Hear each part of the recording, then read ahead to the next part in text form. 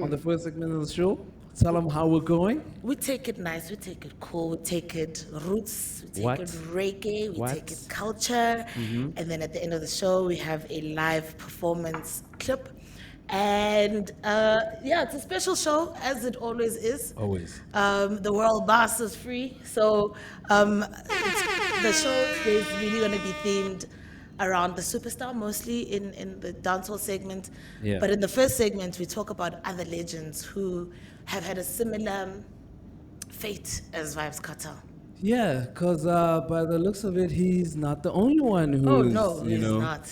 he's not the only one. He's not the only one. Do you And, wanna? yeah, earlier I played Layden, who's also been to jail. I played Vibes Cartel, who's also been to jail.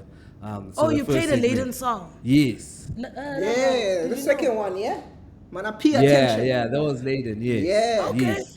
Yeah, so we're just going behind prison walls for the first segment of the show. And then yeah. Should we start with the topic one time? So, which artist do you know? Oh snap! I'm talking out of the mic. Yeah, Lavaro, should I move the mic? which Sorry. which artists come top of mind when we're talking about behind the bars? How you make the tune from behind the bars? Whoa, bars!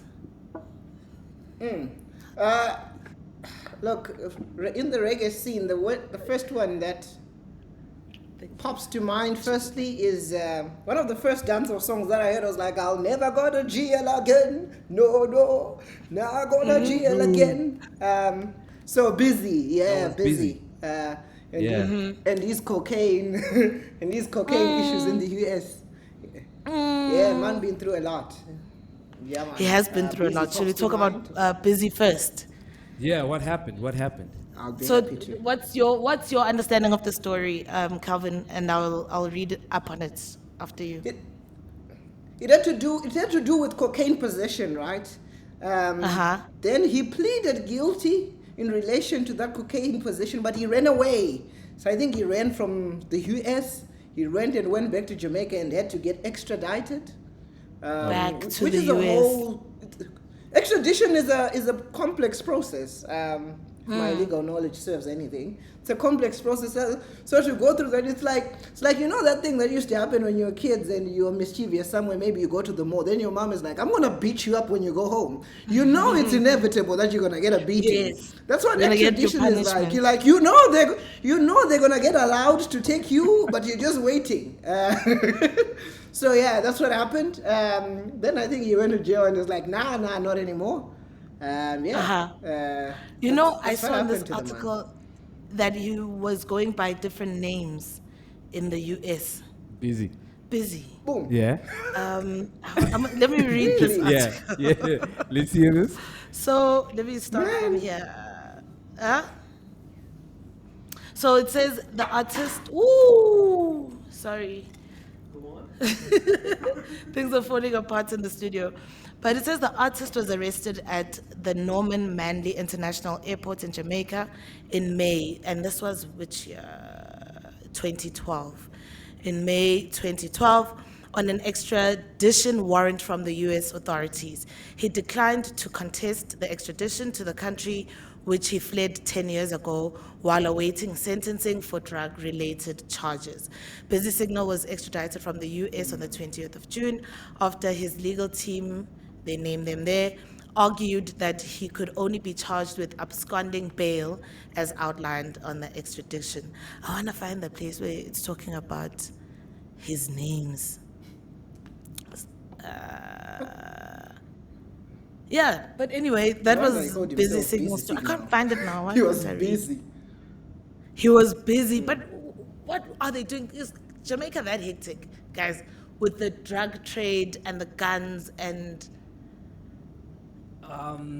By the sounds of it. because all of these people, most of them that we're going to talk about today, Yeah. something to do with guns, something to do with drugs. Well, there has been, yeah, man. Jamaica has, like from the Bob Marley days, there was gangsterism. In the remember, streets, yeah, exactly. You remember the One Love movie? There was like the two gangsters Yes. that had to, you know. Yes. So it's been like that for a while. Clearly, it's just been But you know how it is also when people are forced when poverty kind of takes over. You have to survive. What happens exactly? You get Yeah. greedy. People get greedy. People get dangerous. Yeah.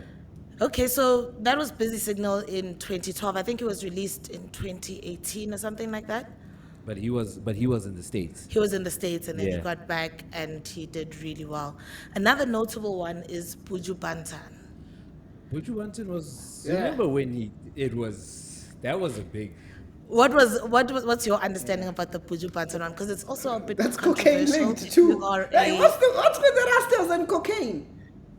It was cocaine as well, but there's the conspiracy theory around his lyrical content. Yeah. And people, the man, Yeah. Babylon, Yeah. coming for him and silencing him.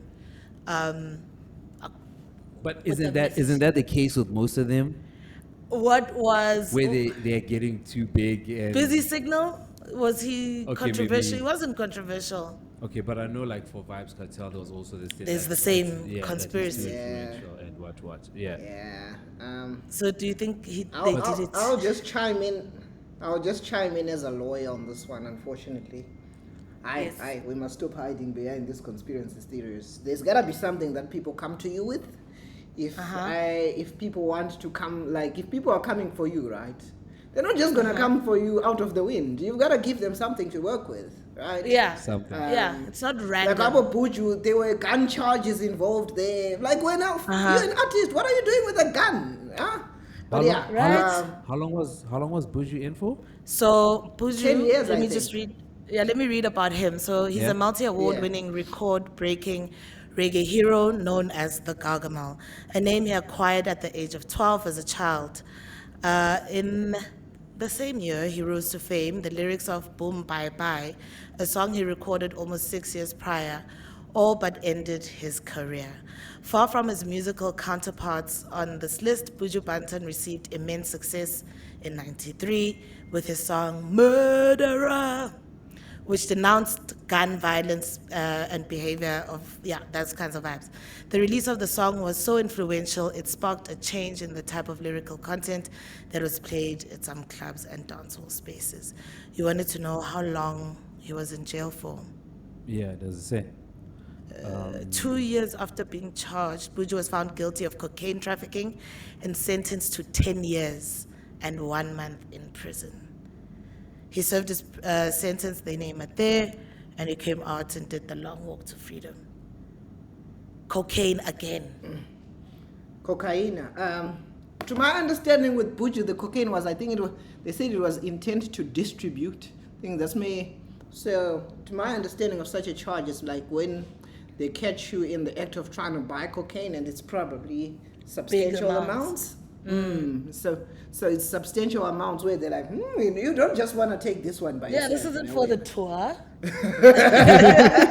It's not for the inspiration. And maybe he wanted to do a new album. And he was going to an island somewhere. Inspiration. And he needed but inspiration. and there's gun charges there, like, you know what I mean? Yeah, we- it's quite hectic. Yeah. Even It's with quite Cartel, hectic. like all those voice notes and stuff, fine, it's sad and stuff, but yeah.